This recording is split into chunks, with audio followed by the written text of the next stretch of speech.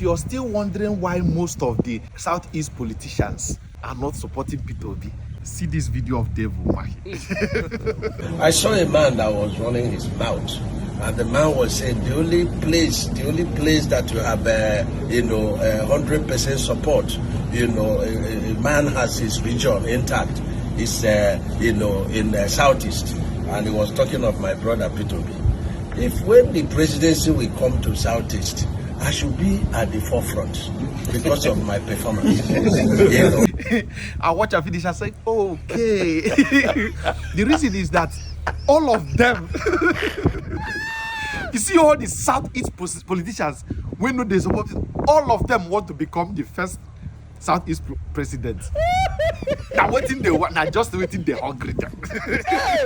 When he talks, say when president will come to Southeast, he should be in the forefront. They tell you say now he supposed run. As in, if they vex them, say Peter Obi is running. As in, they are very angry with Peter Obi. Why would Peter Obi come out and they don't go even hide, they even hide them. Now why all of them they run around? All of them from A to Z where they talk say, hey, Peter Obi should not. You see the attack. You see as the attack, they're very strategic. They are doing everything humanly possible to make sure they drag Peter Obi down. All the politicians where they know support Peter Obi. Now them want to become the president as the first Southeast president. All of them they took head. Selfishness is not all about say person. No, not just pure selfishness, pure self-interest. Not be person will go away. Say now, if when presidents will come to Southeast, he should be in the forefront. In other words, why is this man running?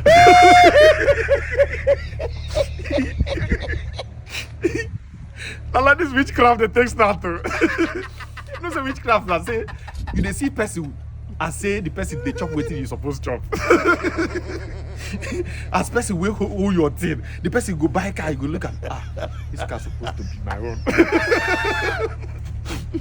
You go born children, now me supposed born this child. Now witchcraft, there's no that way when witchcraft the thing starts. The only difference be say witchcraft go come fly for right. But these people too they fly, but they use plane. So if witchcraft fly for night as bird, them go enter plane fly.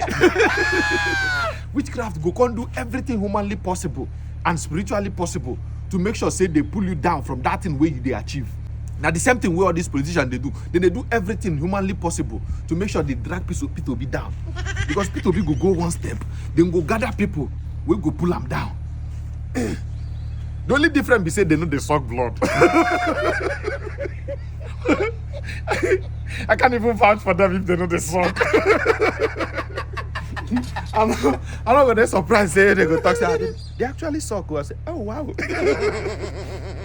All of them, they just want to become the president too. So if they vex them say this opportunity, they're saying it that Peter Obi want to take the opportunity because if he becomes the president, they don't know when he go reach them. Now pure jealousy is just obvious. And waiting they do witchcraft. If witchcraft fly like this, waiting they look now who get car, who don't do that. These people go fly for plane. They go they look where Peter Obi. We are into.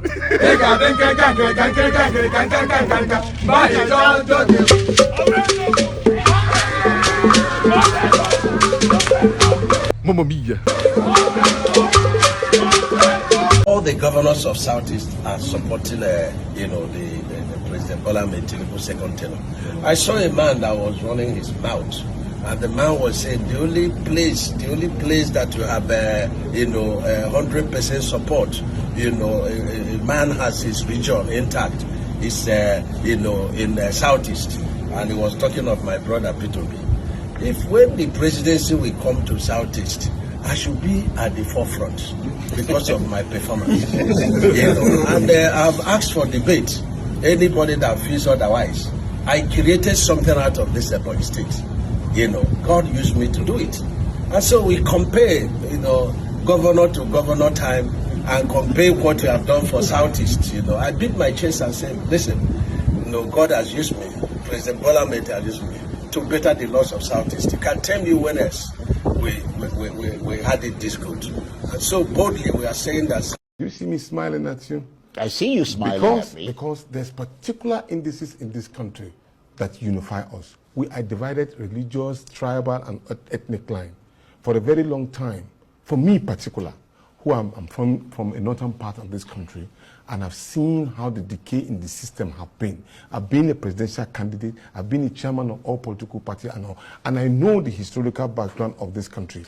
This is an opportunity to unite this particular country, and Peter Obi is a unifier. Let me give you an example. A lot of our brothers and sisters in the Southeast feel annihilated and deny the right to put in place leadership. Let's assume now, all of us now agree and say, Excellency Peter Obi, take the mantle of leadership. Do you know what that means? It's a single unifying factor that can unite the country within a short period of time. Just that announcement and allowing him or supporting him to become president. Do you know the number of people that would have come back into this economy? Most of the people who have traveled out of the country, both of them are technical academicians. Everybody will want to come back just because he's running for election. 12.5 million Nigerian youth registered to vote. It's a unifying factor. And if he can be able to bring the best of our Nigerians back into the country, I can tell you he can take care of economic situation, he can deal with the issue of tribal sentiment, he can deal with the issue of religion, he can deal with the issue of lack of education, because this is a man who has been able to bring his own people from the dwelling of 26th position in Y to number 1. It's a practical example. So if he has already done that, within a short period of just even 1 year, you do this and put them in a practical form, he has. The basis of God, and by being in school in Nsukka and living in Nsukka, I've been opportune to pass out of at least 5 of the 10 best universities in the world. So I can say I'm an alumnus of Oxford, Cambridge, and I've done programs in Harvard, in Columbia. So I know what the difference between a good school and one that is not functional.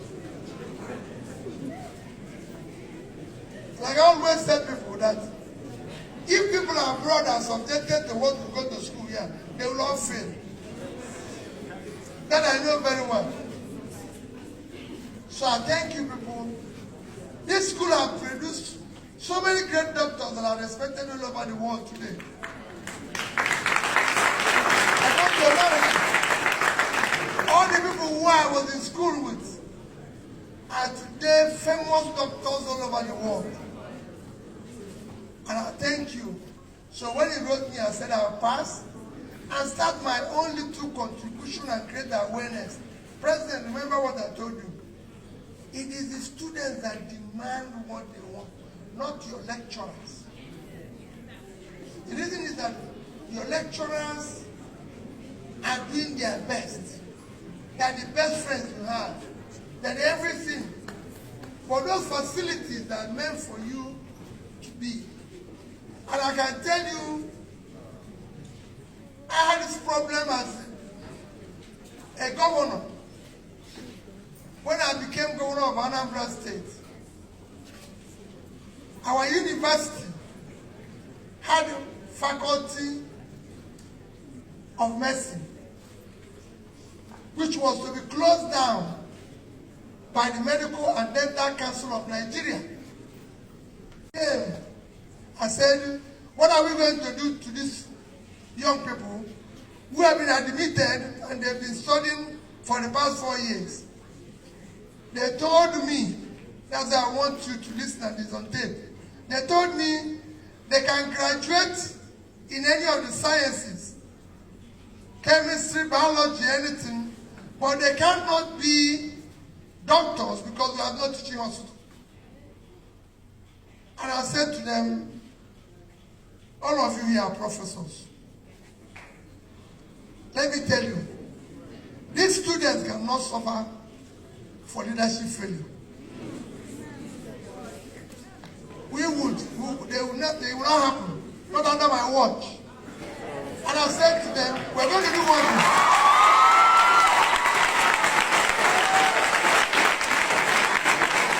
And I said to them, it's good you listen to this so you can know where. I said to them, allow me to build a teaching hospital in the next 2 years. They said it's impossible. I said, listen, they will not suffer because of our own failure. After arguing with them for about over 4 hours, the lead team, the elite person said, why don't we give this boy a chance? Because they were much older than me. So he said, why don't we give this boy a chance? And they said, okay, we're giving you 2 years, which you said you'll deliver. When they left, I invited all professors of medicine from Anambra State, which some of them came from here. Professor Akbuaka, Professor, I remember all their names and everything. Some of them are still here even teaching. I said, you must all come. They came about 20, almost 30 of them. I said, this is the problem I'm faced with. All of you are from Anambra. These kids will not suffer. So I want you to design a teaching hospital. I must have it completed within 2 years. I'm not going to pay anybody 1 naira. All of you who are doing the work. Nobody will earn. It is our own failure. So we will fix it. That is how, in 18 months, we had Amako Teaching Hospital.